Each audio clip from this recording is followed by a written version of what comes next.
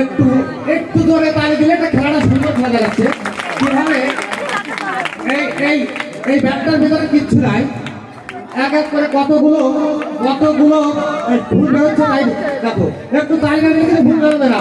তালে চলে তালে চলে তালে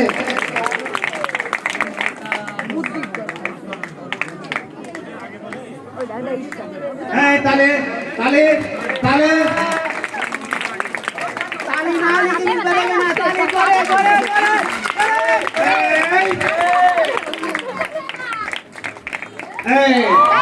তালি দিলি একভাবে বেরোবে, একভাবে।